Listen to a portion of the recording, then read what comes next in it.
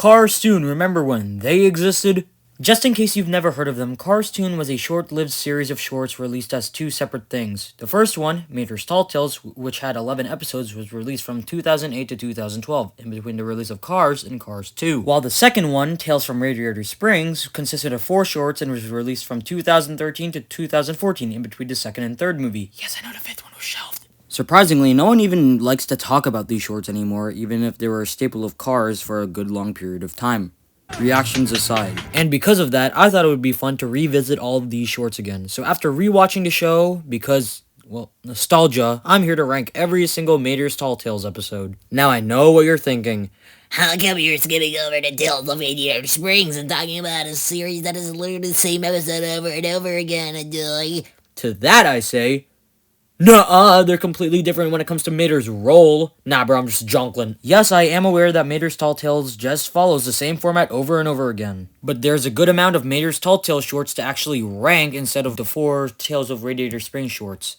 That, and I want to try to keep you second guessing. But if you really want me to review Tales of Radiator Springs that bad, then fine, I'll review them eventually, just not in this video. The most I'll get out of actually ranking them in this video is doing this. Don't worry, Sheriff, I'll carry you. And just to clarify, this is all my opinion. If you have a different one from me, then that's totally fine. Don't let some random YouTube video by some weird YouTuber change your opinion on something you genuinely love. And with that out of the way, let's rank a series of shorts when you were aware that you was there too.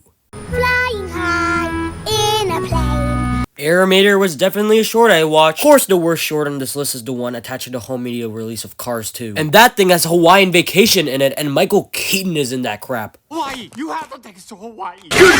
Air Mater is just extremely mediocre. I think the main reason why this short doesn't really work for me is because it kind of serves as an advertisement for Disney's planes. Its teaser trailer was even on the home media release of Cars 2. It even features the characters and the main location in planes. I forgot what it's called, just please don't remind me. So what happens in the short? Mater tries to fly like a plane but crashes into a building. Dang dong, they don't hit the Pentagon! Sadly, it's not. Instead, he does a cool stunt mid-air and breaks the sound barrier. Guys, this is a genuine question. How does McQueen crash when put to his limits in Cars 3, but Mater, a tow truck, is able to do it twice? I'll admit, Mater flying backwards is a pretty fun concept that is one of the best parts of this short, as it is used in the story, but it's kind of weird how they specifically spotlight Mater during the show instead of having all of them getting the stage. I get that Mater is the main character in all of these. We are talking about Mater's Tall Tales for crying out loud. But in all the other shorts, it made sense that Mater got center focus because he was the main thing going on. There was no actual reason to spotlight any other tiny insignificant thing because Mater was the only one that mattered in the story.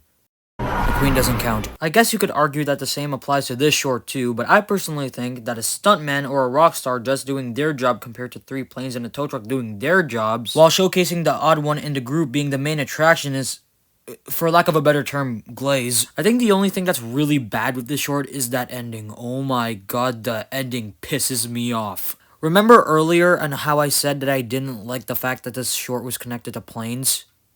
Well, listen to this. They ought to make a whole movie about planes. Say, that's a good idea, Mater.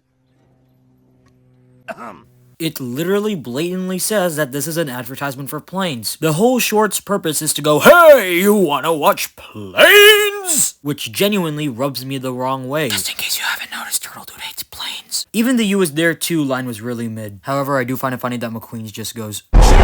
Overall, a pretty mediocre short that serves as an advertisement for a bad spin-off film. Nothing more to say. 5 out of 10. Let's just move on.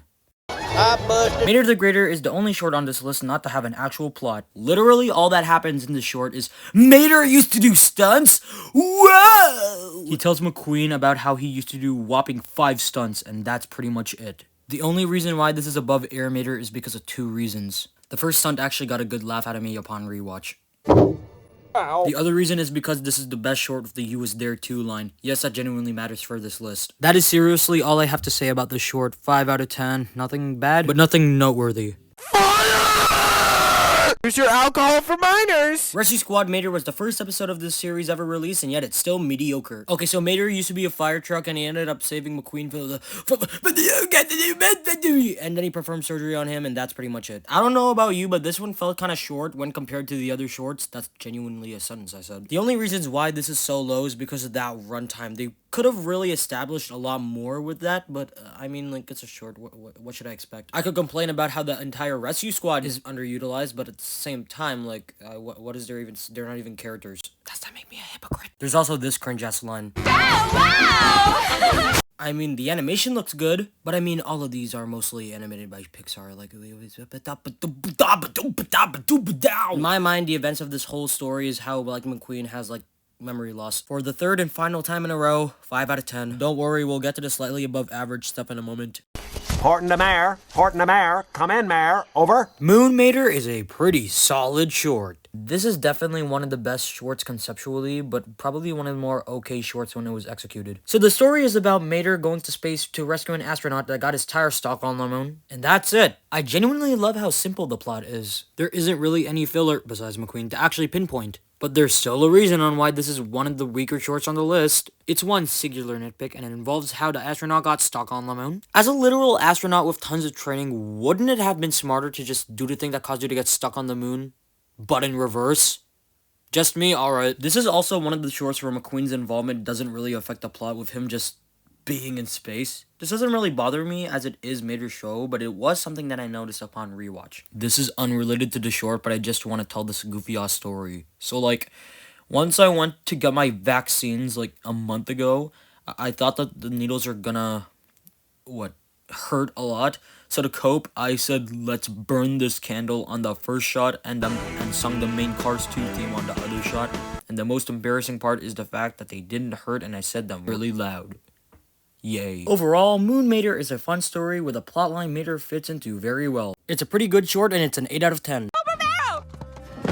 El Matador is the first short on this list I can confidently say is good. In this short, Mater talks about how he used to be a matador in Spain, specifically this one bulldozer fighting show he did, where he fought off one bulldozer, then died, then fought off 3, then fought off a couple, and let McQueen do the rest. Look at his smug little face. I really like El Matador. I mean, like, it's not my favorite, and it's certainly not the best, but it's still pretty good. I like some of the details in this short, like how McQueen's paint job is used to distract the bulls, you know, because bulls like red, and how Mater likes messing around with animal vehicles as he did in the first and second movie. Do animals have rights in this universe? Oh yeah, Mia and Tia are also here. I didn't even mention them because they do absolutely nothing in these shorts. They're in most of them for some reason, and their whole purpose is to simp for Mater. Let's just hope that Mater doesn't go through the same treatment. Also, I'm 90% sure at this point that Mater just purposely does this crap to McQueen. El Matador is a pretty good short, and it's an 8 out of 10. Olé. That's for you, Jimmy. And you know what for. Despite being the final one produced, Time Travel Mater is still pretty good. Mater goes back in time to the first Thanksgiving to get turkeys. Oh wait, that wasn't in the script. Chat, if I've hit 50 subscribers by the end of the year, I'm reviewing Freebirds next year. After Mater accidentally gets a clock stuck to his nose, he goes back in time and meets Stanley prior to him founding Radiator Springs. Stanley's played by Warren Stone. And by being a radiator salesman, he realizes that tons of people need help, which is why he opens Radiator Springs, mainly because of how Mater inspired him. And eventually, he ends up falling in love with Lizzie, who was passing by when she ended up breaking down. And because of how Stanley has massive aura, he and Lizzie end up getting married. Once they end up honking horns, the adventure is over. That was a sentence I said. The best part of the short is easily the established world building of Radiator Springs. Having a whole short going over Radiator Springs being made was a pretty good decision on Pixar's part. But to be honest, the only person using this information will probably be like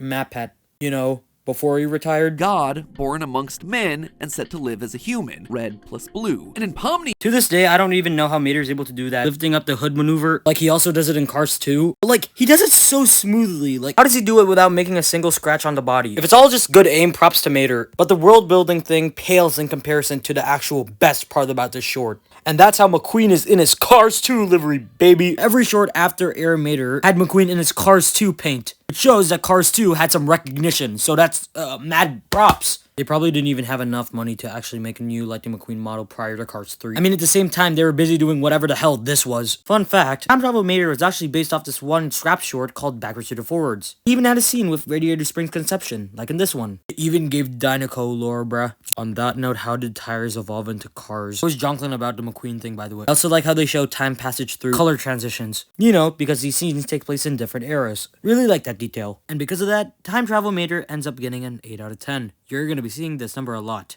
It looks like a UFO, an unidentified floating object. Unidentified Flying Mater is a pretty fun short about aliens. Compared to the other shorts, I don't really have anything to say about this one. Mater tells McQueen a story about when he met an alien.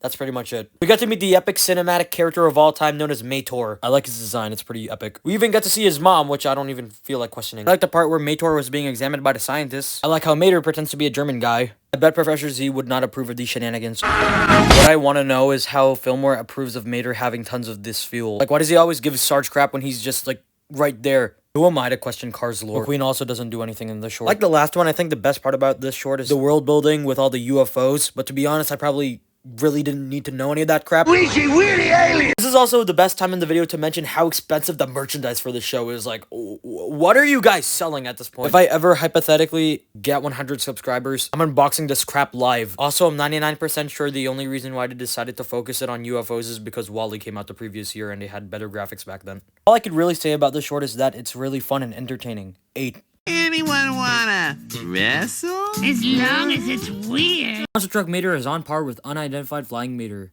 in terms of quality. One time, Mater signed up to be in a Tuesday night wrestling match with the Ice Screamer. And because of how the Ice Screamer is a literal G, Mater ends up winning. I'm not even kidding, the Ice Screamer is a real one for actually giving a kid ice cream. And soon Mater ends up being John Cena and ends up beating tons of people. And one of those people is the Rastakarian, which, oh my god, he's one of the best designed characters in this whole freaking franchise. I went to the kindergarten room this one time and I ended up looking through the toy bin and I ended up seeing a knockoff toy of the Rastakarian. The only character in literal fiction to rival his design is Malicorn. That's how good his design is. In my opinion, the cement that's poured out doesn't even look like it was rendered properly. After multiple victories, Mater ends up rivaling the best wrestler in cinematic history, Dr. Frankenwagon. Nah, bro, I was just jonkling Dr. Frankenstein's monster! And because McQueen was there too, he ends up spotting in at the perfect time. After a little game of tag, Mater aura farms and defeats the monster, who presumably dies from the impact, just like Jerry. Deep Wang. It's my manifesto. And McQueen is now legally called Frightening McMean. I mean, like, what else do you want me to say? It was a really fun and entertaining short. I'm just really confused if there is multiple monster truck sports. I mean, like, Cars in the Road establishes that they're just, like, demolition things. So, like, are they wrestlers and... What? I mean, like, either way, Monster Truck Mater is getting an 8 out of 10. I forgot about this until I started editing. I wanted to say that the Illusion Breaker is probably the most believable thing in this whole series.